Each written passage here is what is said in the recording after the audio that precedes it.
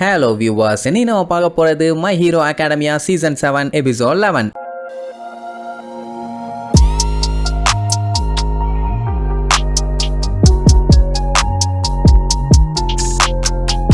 Open பண்ணா போன பாட்டுல நம்ம கச்சான் அவனோட முழு பவரை யூஸ் பண்ணி அந்த டொமுராவை அட்டாக் பண்ணான். ஆனா அது வேலைக்கே ஆகல. அசால்ட்டா தட்டி பிரிச்சுட்டான்னு வைங்க. இதுல கைய வேற உடைச்சு விட்டுட்டான். எரேசர் கிட்ட நம்ம இசுக்கு இன்னும் வரலையான்னு சொல்லி மேண்டலே கிட்ட விசாரிப்பாரு. அவ கான்டாக்ட் பண்ண ட்ரை பண்ணிட்டு தான் இருக்கா. இவ பேரியருக்குள்ள இல்ல, வெளியில தான் இருக்கா. பட் இருந்தாலும் ஏதோ ஒரு பேரியர் ரேடியோ வேவ்ஸை டிஸ்டர்ப் பண்ணுது. அதனால அவளால கனெக்ட் பண்ண முடியல. உள்ளுக்குள்ள பாத்தீங்கன்னா அவங்க நிலைமை ரொம்பவும் மோசமா இருக்குது. ஜீனிஸ்ட், மிர்கோ, எட்ஷாட், ஏன் நம்ம கச்சான் இவங்க எல்லாரும் என்னதான் போராடினாலும் அந்த டொமுராவை தடுக்க முடியல. அதுலயும் நம்ம கச்சான்லாம் யூஎஸ் ஸ்கூல்ல இன்னும் கொஞ்ச நாளா கிராஜுவேட் ஆக போறான். அண்ட் ஆல்சோ நம்பர் 1 ஹீரோ ஆகிறதுக்காக எய்ம் பண்ணிட்டு இருக்கவன். அவனுக்கே இந்த நிலைமை. அப்ப நம்ம டமக்கி நெஜிரே கிட்ட எனக்கு கிராஜுவேஷன் செரிமோனி வேணும்பா. இப்ப இவங்க இருக்கிற நிலைமைக்கு இன்னும் கொஞ்ச நேரத்துல எல்லாத்துக்கும் ஃபியூனரல் செரிமோனி வேணா நடத்தலாம். ஆனா இவன் எந்த செரிமோனி கேட்கறான் பாருங்க. இதெல்லாம் சக்சஸ்ஃபுல்லா இவங்களுக்கு முடிஞ்சா வேணா நடக்கும்னு வைங்க. இப்ப என்னன்னா நம்ம இசுகு மிடோரியா வர்ற வரைக்கும் எப்படியாச்சும் கஷ்டப்பட்டு சண்டை போட்டு தாக்கு பிடிச்சுதான் ஆகணும். வேற வழியே இல்ல. இவங்க கூட லெமிலியனும் கூட சேர்ந்துக்கிட்டான். இப்ப இவங்க 3 பேரும் ஒன்னா சேர்ந்து முக்க போறாங்க. எவ்வளவு முக்குனாலும் அவங்கிட்ட வேலைக்காகாது. சரி, என்னதான் பண்றாங்கன்னு பாப்போம். டொமுரா கச்சானோட தலை மேல காலை வச்சுக்கிட்டு இந்நேரத்துக்கு அந்த இசுகு பையன் இங்க வந்திருக்கணுமே, ரொம்ப டைம் எடுத்துக்கிட்டு இருக்கான். நல்ல வேலை என்னோட குவிக்ஸ் பவர் ஒர்க் ஆகலன்னு சந்தோஷப்படுங்க. இல்லன்னா எல்லாருமே நேரத்துக்கு சாம்பலா இருப்பீங்கன்னு ஒண்ணு நம்ம பயலுக்கு கடுப்பாய் அட்டாக் பண்ண போவான். அசால்ட்டா தட்டி விட்டு கழுத்தோட பிடிச்ச லாக் பண்ணிடுவான். இப்ப இவனோட பவர் இருந்துச்சுன்னா காத்தோட காத்தா கரைஞ்சு போயிட்டானா இவனோட பாடி கூட கையில கிடைக்காது. ஆல்ரெடி இசுக்கு கச்சா மேல இந்த டொமுரா கை வச்சதுக்கு அவன் மேல செம்ம கடுப்பானா. உடனே நான் போட்டு தள்ளி அவன்கிட்ட கொடுத்தேன்னா கண்டிப்பா அது ஒரு நல்ல பிரசன்டா தான் இருக்கும் அப்படின்ட்டு அந்த பழைய விஷயத்தெல்லாம் சொல்லுவான். என்னன்னா இவன் அன்கண்ட்ரோலபிளா ஆவுனா கோவப்பட்டு இருக்கான்னு சொல்லி இவனுமே நம்மள மாதிரி ஒரு வில்ல மெட்டீரியல்னு சொல்லி அவங்க கூட சேர்த்திக்க பிளான் பண்ணானுங்க. ஆனா அவன் செருப்பால் அடிச்ச மாதிரி போங்கடா விளக்கண்ணைகளா, நான் அப்பெல்லாம் இல்ல, ஆல்மைட் தான் என் ரோல் மாடல்னு சொல்லி அசிங்கப்படுத்திட்டு வந்துட்டான். நீ என்னதான் இருந்தாலும் ரியாலிட்டியை புரிஞ்சுக்கணும். நீ எவ்வளவு முக்குனாலும் சரி, எப்பவுமே நீ எல்லாம் ஆல்மைட் கிட்ட எல்லாம் நெருங்கவே முடியாது. நீ எப்போ அவனை விட கீழே தான் சொல்லி நம்ம பயல அசிங்கப்படுத்திட்டு இருப்பான். அவனுக்கு செம்ம கடுப்பாகும். அந்த டைம் நெஜிரே பின்னாடி இருந்து அட்டாக் பண்ண ட்ரை பண்ணுவாளா. அட்டாக் பண்ணும்போது சைலண்டா அட்டாக் பண்ணும். அந்த அட்டாக்கோட பேரை சொல்லி கத்திட்டே பண்ண உடனே அந்த அட்டாக் அவன் கச்சா மேல திருப்பி விடுவான். நல்ல வேளை அந்த அட்டாக்க நெஜிரே அதுக்குள்ள திருப்பிட்டா. உடனே அவன் அவளை அட்டாக் பண்றதுக்காக கையை உருவாக்கிட்டு இருப்பான். அந்த டைமுங்கும் போது அமிஞ்சிக்கு உசாரா அவன் மேல ஸ்கார்பியன் பாய்சனை இறக்கி விட்டுருவான். சோ எப்படி இருந்தாலும் பாய்சன் படும்போது கொஞ்சமாச்சு ஜர்க் ஆவான்ல, யாரா இருந்தாலும் அப்படித்தானே. அந்த நம்பிக்கையில அந்த அட்டாக்க பண்ணான். ஆனா கடைசியில அவன் கையில ஒரு வாய் ஓப்பன் ஆகி அந்த வாய் வழியா பாய்சன் வெளியில வந்துருச்சு. ஐயோ பாவம், இதுக்கு மேல நம்ம பயிலுக என்ன பண்ணுவானுங்க, இவ்வளவுதான் உங்களால முடியுமாடான்னு இழிச்சுக்கினே வேற கேட்பான். இப்ப அவன் சண்டை போறான்னா அந்த சிச்சுவேஷனுக்கு ஏத்த மாதிரி அவன் பாடி வந்து அடாப்ட் ஆகிக்கிட்டே இருக்கும். இவங்க இப்படியே ஸ்லோவா அடுத்தடுத்த அட்டாக்க பண்ணிட்டே இருந்தாங்கன்னா கண்டிப்பா அவனை எதுவுமே பண்ண முடியாது. இப்ப பாத்தீங்கன்னா ஒத்த கையில கச்சான புடிச்சுக்கிட்டே தான் மத்தவங்க எல்லாத்தையும் ஓட ஓட விட்டு விரட்டி அடிச்சுக்கிட்டு இருக்கான். அந்த டைம் தான் லெமிலியன் என்ட்ரி கொடுத்து ஒரே அடி. அண்ட் அது மட்டும் இல்லாம கச்சான அவன் கையில இருந்து பூட்டிங்க அலேக்கா தூக்கி மேல வீசிடுவான். ஜீனிஸ்ட் கைத்த போட்டு எழுத்துருவான்னு வைங்க. உடனே கடுப்பாயி லெமிலியனை அட்டாக் பண்றதுக்காக கையை பூரா இறக்குவான். அவனால தான் தரைக்குள்ள பாடிக்குள்ள அங்க இங்கன்னு பூந்து வர முடியுமே. சோ அட்டாக் பண்ண முடியல. அண்ட் ஆல்சோ டொமுரா இதுக்கு முன்னாடி லெமிலியனை ஒரு சண்டையில பார்த்திருக்கான். மூஞ்ச பார்த்தாலே காமெடியா இருக்குன்னு கிண்டல் வேற பண்ணுவான். உடனே இந்த டைம் இவனே இன்ட்ரோடியூஸ் பண்ணிக்கிறான். நான் தான் லெமிலியன், நான் ஒரு ஹீரோ, மெசஞ்சராகவும் இருப்பேன், யாருக்காச்சும் காடாவும் இருப்பேன் அப்படின்ட்டு கொஞ்சம் வண்டையா டைலாக் அடிப்பான். ஏன்னா அப்பதான் டைம் வேஸ்ட் பண்ண முடியும். அண்ட் இவனோட வேலை என்னன்னா தகவல்களை கரெக்டா கொண்டு போய் சேர்க்கறது. அதாவது ஸ்பை மாதிரி வேலையை பார்ப்பான்னு வைங்க. இங்க இப்ப நடந்துகிட்டு இருக்க சம்பவத்தை எல்லாம் பார்க்கும்போது பயலால வேடிக்கை பார்த்துட்டு சும்மா இருக்க முடியல. அதனால தான் பைய களத்துல இறங்கி சண்டை போட்டுட்டு இருக்கான். லெமிலியனுக்கு டவுட் ஆகும், எதுக்காக இவன் கிறுக்குத்தனமா இந்த மாதிரிலாம் பண்றான்னு. சோ அவங்கிட்ட அதை கேட்டா அவன் நம்ம இப்ப வாழ்ந்துகிட்டு இருக்க ஸ்ட்ரக்சரே சரியில்லை, அது ஃபெயில்ட் ஆனது, அதை சரி பண்ணணுங்கிற மாதிரி தான் சொல்லுவான். அப்போ நெஜிரே வந்து பவர் யூஸ் பண்ணுவாளா, அந்த பவரை லெமிலியன் அப்படியே கேட்ச் பண்ணிக்குவான். அதுக்கப்புறம் டொமுரா பார்த்து உனக்கு ஃப்ரெண்ட்ஸுங்க இல்லையான்னு கேட்பான். அந்த டைம் டொமுரா பாத்தீங்கன்னா டக்குன்னு ஒரு செகண்ட் ஸ்டன் ஆகி அப்படியே யோசிப்பான். அப்போங்கும்போது லெமிலியன் நெஜிரேவோட பவரை பெர்ஃபெக்ட்டா அவன்கிட்ட கொண்டு போவான். ஏன்னா அவன் வந்தான்னா டெஃபினட்டா அடி வாங்கிடுவா. இவன் அந்த பஞ்சாயத்து இல்ல. சோ அப்படி கொண்டு போக போக உனக்கு ஃப்ரெண்ட்ஸ்னு ஒருத்தருமே இல்ல, இருந்திருந்தா உனக்கு அந்த அருமை தெரிஞ்சிருக்கும், இந்த மாதிரி எல்லாம் எதையும் அழிக்க மாட்டேன்னு சொல்லி ஓங்கி ஒரே அடி. பரவாயில்ல, இவ்வளவு நேரம் முக்குனதுக்கு ஏதோ லெமிலியன் வந்து ஒரு அடியை போட்டிருக்கான். இப்ப மிடோரியா வர வரைக்கும் இவங்க இப்படியே தான் சமாளிச்சாங்கன்னு வேற வழியே இல்ல. இங்க கச்சான் பாத்தீங்கன்னா முடியாம முக்கிட்டு இருப்பானா. அவனே ஜீனிஸ்ட் ஹெல்ப் பண்ண வருவாரு. ஏன்னா இன்னுமே அவனோட ஃபயர் பவர் இவங்களுக்கு தேவை, அதனால. ஆனா பயலோட கண்ணீரை பார்த்த உடனே ரைட்டு பய கிவ் அப் பண்ணிட்டான்னு முடிவே பண்ணிட்டாரு. சரி பரவாயில்ல, ஒன்னும் பிரச்சனை இல்ல, நாங்க இதுக்கப்புறம் அப்புறம் எல்லாத்தையும் பாத்துக்கிறோம், நீ ரெஸ்ட் எடு. டொமுரா இப்ப நம்ம லெவல்லயே இல்ல, அவன் அதையும் தாண்டி எங்கேயோ போயிட்டான். நீ அவன் கூட பரவாயில்ல, உன்னோட ஃபுல் எஃபோர்ட்டை போட்டு சண்டை போட்ட, அந்த அளவுக்கு எக்ஸ்பீரியன்ஸை யூஸ் பண்ணி பார்க்கலாம், நம்ம கிட்ட இடம் இல்ல அப்படி இப்படின்னு சொல்லி கொஞ்சம் மனசை தேத்திக்கிட்டு இருப்பான். அந்த டைமுங்கும் போது அங்க மிர்கோ மத்த ஃபைட்டர்ஸ் எல்லாம் மாத்தி மாத்தி சண்டை போட்டுட்டு இருப்பாங்க. நீ உன்னால முடிஞ்சதை பண்ணிட்ட கண்ணா, இதுக்கப்புறம் ஒன்னும் ஃபீல் பண்ணாத, எல்லாம் தட்டி பிரிச்சுக்கலாம்னு சொல்லிட்டு கிளம்ப போவாரு. ஆனா அவன் டொமுராவை பார்த்து அந்த விரலு மூமெண்ட் ரைட்டு அந்த டைமிங் சுத்தி வர்றது அப்படி இப்படின்னு பையன் இன்னுமே அந்த சண்டையை தான் ஃபோக்கஸ் பண்ணிட்டே இருக்கான். சீனிஸ்டுக்கெல்லாம் அள்ளு விட்டுருச்சு, பையன் இன்னுமே கிவ் அப் பண்ணல. அவன் அடுத்து என்ன பண்ணலான்னு ஃபோக்கஸ் பண்ணிட்டு இருக்கான்னு இங்க லெமிலியன் அந்த வில்ல பைய கிட்ட போய் ஃப்ரெண்ட்ஸை வச்சு கதை சொல்லிட்டு இருப்பான். உனக்கு ஃப்ரெண்ட்ஸ் இல்ல, இருந்திருந்தா நீ அவங்கள ப்ரொடெக்ட் பண்ற வேலையை தான் பார்த்துக்கிட்டு இருப்ப,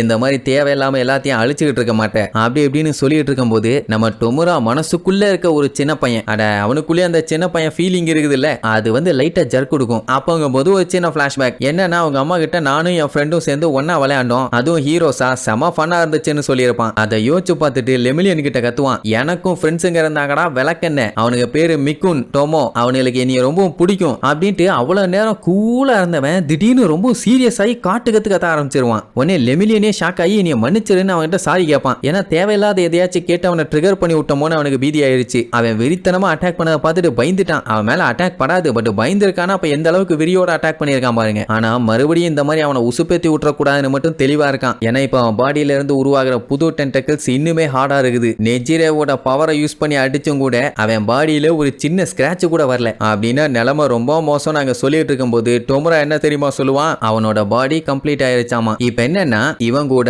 ஒன் ஃபார் ஆல் வந்து கம்ப்ளீட்டா இன்டகிரேட் ஆகணும். ஏன்னா சில பல விஷயங்கள் ரெண்டு பேத்துக்குமே ஃபியூஸ் ஆகாம தான் இருக்குது அப்படின்ட்டு அவனுக்குள்ள இருக்க அந்த சின்ன பையனை காட்டுறாங்க. கம்ப்ளீட்டா கையை வச்சு லாக் பண்ணி வச்சிருக்குது. இப்ப அந்த ஷிம்ராங்கிற சின்ன பையன் மட்டும் வெளியில வந்துட்டான்னா அது இன்னுமே பெரிய பஞ்சாயத்து. அதனால அதுக்குள்ள சண்டையை முடிச்சுட்டு இங்க இருந்து எஸ்கேப் பண்ணணும்னு முடிவு பண்ணிட்டான். அவனுக்கு தெரியுது இவங்க டைமை தான் வேஸ்ட் பண்றாங்கன்னு. அதனால அவன் கிளம்ப முடிவு பண்ணிட்டான்னு வைங்க. இங்க லெமிலியனுக்கு என்ன பண்றதுனே தெரியல. அவன் அமிஞ்சிக்கு நெஜிரே இவங்க மூணு பேரும் இதுக்கு முன்னாடி ஒன்னா பிளான் பண்ணி தான் நம்ம கச்சானையே காப்பாத்தினாங்க. அது சக்சஸ் ஆயிருச்சு.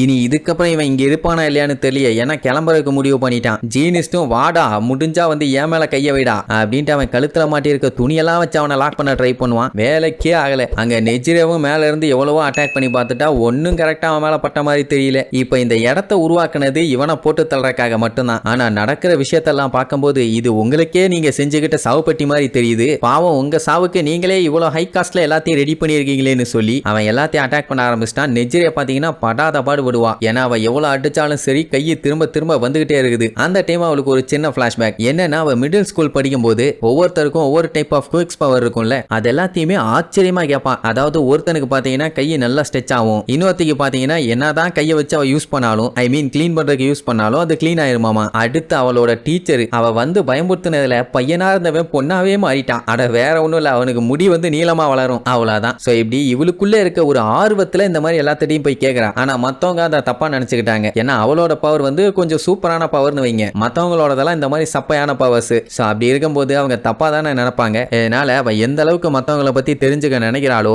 அந்த அளவுக்கு இவன் மத்தவங்களை விட்டு விலகி போறா. ஐ மீன் அவங்க விலக்கி வச்சிடறாங்க. இப்படியே ஒரு லிமிட்டுக்கு வளர்ந்துட்டான்னு வைங்க. அப்பந்தான் அமிஞ்சிக்கிய மீட் பண்றா. அவன் பாத்தீங்கன்னா இவகிட்ட ஃபர்ஸ்ட் டைம் பேசுறதுக்கு தயங்கி தயங்கி பேசுவான். உனக்கு எந்த ஹீரோ பிடிக்கும் சொல்லு சொல்லுன்னு வேற மூஞ்ச மறைச்சுக்குவான். ஏன்னா பயலுக்கு தான் கூச்ச சுபாவம் ஜாஸ்தியாச்சே. அவ பார்த்துட்டு ஏண்டா இப்படி மூஞ்ச மறைச்சு மறைச்சு போனீனா ரோட்ல போயிட்டு இருக்கும்போது ஆப்போசிட்ல லாரி வந்தா என்னடா பண்ணுவேன் அப்படின்ட்டு சும்மா இருந்த வண்டியை ஸ்டார்ட் பண்ணி விட்டோன்னே அவ பாட்டுக்கு கேப் விடாம அவங்கிட்ட பேச ஆரம்பிச்சிருவான். அடுத்தது இவங்க ரெண்டு பேரும் சேர்ந்து லெமிலியனை மீட் பண்ணாங்க. ஒரு நல்ல டீம் ஆயிட்டாங்கன்னு வச்சுக்கோங்க. அதெல்லாம் யோசிச்சு பார்த்துட்டு இன்னும் வெறித்தனமா அவ பவரை யூஸ் பண்ணுவா. அண்ட் அது மட்டும் இல்லாம உன்னோட பவரை ஆக்டிவேட் பண்ண வேண்டிய நேரம் வந்துருச்சுன்னு வேற சொல்லுவாளா. ஏன் இவ இப்படி சொல்லிட்டு இருக்கான்னு பார்த்தா இவளோட பவர்ஸ் நாலா பக்கமும் அடிச்சுக்கிட்டு இருக்கும் போது ஒரே ஒரு லைன் மட்டும் கண்ணா பின்னான்னு எங்கேயோ போகும். வேற ஒன்னும் இல்ல, நம்ம அமைஞ்சிக்கு இருக்கான்ல அவன் என்ன சாப்பிட்றானோ அதோட பவரை அவனால யூஸ் பண்ண முடியும். அப்படி பைய ஏகப்பட்ட ஐட்டத்தை சாப்பிட்டதுனால அது எல்லாத்தையுமே மொத்தமா உருவாக்கி நம்ம நெஜிரேவோட பவரையும் சேர்த்து அப்சர்வ் பண்ண ஆரம்பிச்சிட்டான். அது எல்லா பவரையும் சேர்த்து வச்சு அடிக்கும் போது கண்டிப்பா அதோட பவர் வந்து பயங்கர ஸ்ட்ராங்கா இருக்கும். டொமுராவை எதிர்த்து அடிக்கிற அளவுக்கு பவர் இருக்குன்னா அது கண்டிப்பா அமைஞ்சிக்கு கிட்ட மட்டும்தான் இருக்குதுன்னு லெமிலியனுக்கும் தெரியும், நெஜிரேக்கும் தெரியும். ஏன்னா அவனோட குவிக்ஸ் பவருக்கு லிமிட்டே இல்ல. பயம் முன்னாடி எல்லாம் இந்த அளவுக்கு இல்ல. கூட இருக்க அந்த மாளுகெல்லாம் உன்னால முடியும் அப்படி இப்படின்னு உசுப்பேத்தி விட்டவனதான் இந்த அளவுக்கு டெவலப் ஆயிருக்கான். அதனால தான் அவன் பேரே சன் ஈட்டர். சூரியனையே கொடுத்தா கூட அந்த பவரை அப்சர்வ் பண்ற அளவுக்கு பையகிட்ட கெப்பாசிட்டி இருக்குது. இப்ப மட்டும் இவன் இவ்வளவு பவரை யூஸ் பண்ணி தோத்தான்னா டெஃபினட்டா அவனோட ஃப்ரெண்ட்ஸுங்க எல்லாத்தையுமே இழக்க வேண்டி இருக்கும். எல்லாரும் அவனையும் அவனோட பவர்ஸையும் பாராட்டி தள்ள விஷயம் எல்லாத்தையுமே யோசிச்சு பார்ப்பான். அந்த வார்த்தைகள் தான் இப்ப அவனுக்கு பூஸ்ட் கொடுக்குது. ஏன்னா இவன் தான் ரொம்ப வெக்கப்படுவானே. அதிகமா அவன் யார்ட்டையும் பேச மாட்டான். மத்தவங்களா இவனை மோட்டிவேட் பண்ணி இந்த அளவுக்கு கொண்டு வந்திருக்காங்க. அதனால எல்லாத்துக்கும் நன்றி சொல்லிட்டு உங்களுக்காக அவனை நான் போட்டு தள்ளுறேன்னு பிளாஸ்மா கெனான்னு சொல்லி ஒரே போடு அவன் கை எல்லாத்தையுமே பிச்சுக்கிட்டு போகும். இத்தனைக்கும் அவன் அட்டாக் மிஸ் ஆகல, ஸ்ட்ரெயிட்டா அவனை தான் அடிக்குது. இதை யூஸ் பண்ணி நீ காலி பண்ணிடலான்னு நினைக்கிறியா? முடியாதான்னு சொல்லிட்டு இன்னும் அவன் கையை வர வச்சு அவனோட பவர்ஸை தடுத்து அப்படியே முன்னேறி போக ட்ரை பண்ணுவான். ஆனா லெமிலியான் விடுறதா இல்ல. டொமுராவை அசைய முடியாம பிடிச்சி அமைக்கிட்டு இருப்பானா. அப்ப அவனோட பவர் பாத்தீங்கன்னா அந்த கெஃபேனையே உடைச்சுக்கிட்டு பிச்சுக்கிட்டு போயிடும். இந்த அட்டாக்லயே எல்லாம் செம்ம டயர்ட் ஆயிட்டாங்க. அந்த இடமே புகை மண்டலமா இருக்கும். சரி ஆள் காலி ஆயிட்டான், மட்டையா இருப்பான்னு பார்த்தா திடீர்னு பாத்தீங்கன்னா மறுபடியும் அதே மாதிரி கை சரன்னு வெளியில வரும். அப்போ டொமுரா இருந்துகிட்டு என்ன கண்ணுகளா, என்ன ஆல்மைட்டோட கோல்டன் ஏஜ் பவருக்கு ஈக்குவலான பவர் என்னையவே நீங்க காலி பண்ண முடியும் நினைச்சிட்டு இருக்கீங்களா?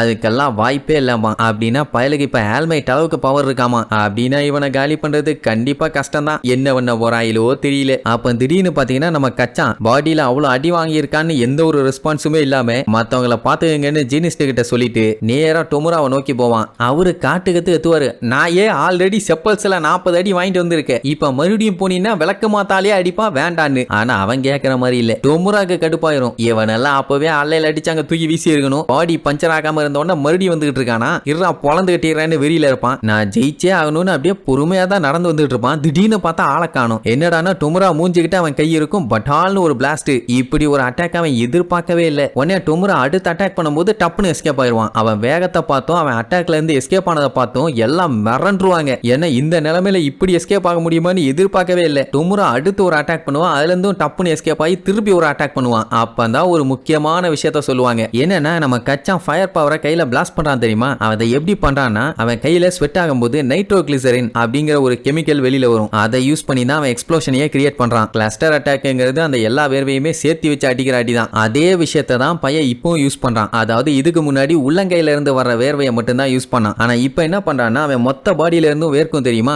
அது எல்லாத்தையுமே பிளாஸ்ட் பண்ற மூலியமா அவனால அவன் பாடியை வேகமா மூவ் பண்ண வைக்க முடியுது. இது சூப்பர் தானே. ஆனா இதுல ஒரு பெரிய பஞ்சாயத்தும் இருக்குது. யோசிச்சு பாருங்க, பாடியில டப்புன்னு சீனி வெடியை வச்சு வெடிக்க விட்டோம்னா எப்படி இருக்கும்? கண்டிப்பா வலிக்கும் இல்ல? அந்த மாதிரி தான் அவனுக்கும் வலிக்கும். ஆனா அதை வச்சு அவனால எவ்வளவு வேகமா வேணாலும் மூவ் பண்ண முடியும். இன்னும் டியூன் பண்ணானா சூப்பராவே மூவ் பண்ண முடியும்னு வைங்க. இப்படி ஃபைட் பண்ணும்போது வலிக்குது இல்ல, இதெல்லாம் வச்சு பார்க்கும்போது அவனுக்கு உடனே இசுக ஞாபகம் தான் வரும். ஏன்னா அவனுமே முன்னாடி அவனோட பவரை அடாப்ட் பண்றதுக்காக இந்த வலியோட தான் சண்டை போட்டிருப்பான். என்னால உன்னோட வலியையும் உன்னையும் புரிஞ்சுக்க முடியுது அப்படின்ட்டு அந்த டைம்ல நம்ம இசுக பயல பத்தி தான் யோசிச்சுட்டு இருப்பான். அங்க டொமுரா என்ன வெயிட் பண்ணி இவனுக்காண்டி புளியோதரையா கிண்டி கொடுப்பான். கொய்யால இவ்வளவு அடிச்சும் எப்படா நீ உயிரோட இருக்கன்னு அவனை வெறித்தனமா அட்டாக் பண்றதுல தான் அவன் ஃபோக்கஸ் பண்ணுவான். நல்ல வேளை அவன் மேல இருக்க கடுப்புல இங்க இருந்து கிளம்பணும்னு அவன் யோசிச்சதையே மறந்துட்டான். அந்த டைம் கச்சானோட மனசுக்குள்ள இருக்க ஒரு விஷயத்த அப்பதான் சொல்லுவாங்க. என்னன்னா பயலுக்கு ஆல்மைட்ட ரொம்ப பிடிக்கும். அவங்கிட்ட ஆட்டோகிராஃப் வாங்கணும்னு ஆசை. ஆனா அந்த ஆட்டோகிராஃப் கேட்கறதுக்கான கரெக்டான டைம் அவனுக்கு கிடைக்கல. எப்ப பார்த்தாலும் கத்திட்டே தான் தெரிஞ்சான். ஏன்னா பையன் சின்ன வயசுலயே அவரோட காடை தான் வச்சுட்டு சுத்திட்டு இருப்பான். இப்ப கூட அந்த காடை அவன்கிட்ட இருக்குது. அதுல தான் அவனுக்கு ஆட்டோகிராஃப் வாங்கணும்னு ஆசை. இதை சொல்லி முடிக்கும் போது எல்லாம் ஒன்னா சேர்ந்து அந்த டொமுராவை அட்டாக் பண்ண போயிருப்பாங்க. ஆனா அவன் மொத்த பவரை யூஸ் பண்ணி ஒரே அடி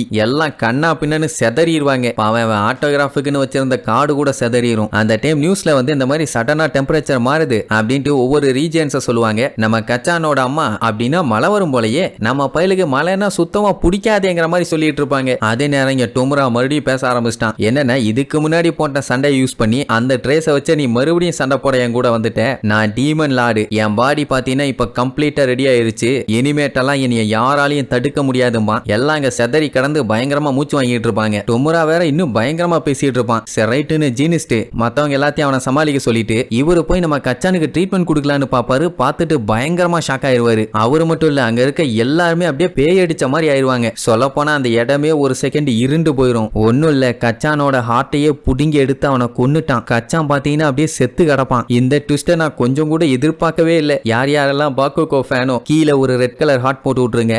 RIP to கச்சான். இப்படி பண்ணிட்டாயிலே. சரி, இதுக்கப்புறம் நம்ம இசுக்கு வந்து எப்படியெல்லாம் வெறி ஆட்டம் ஆட போறான்னு அடுத்தடுத்த எபிசோட்ல பார்க்கலாம். டாடா.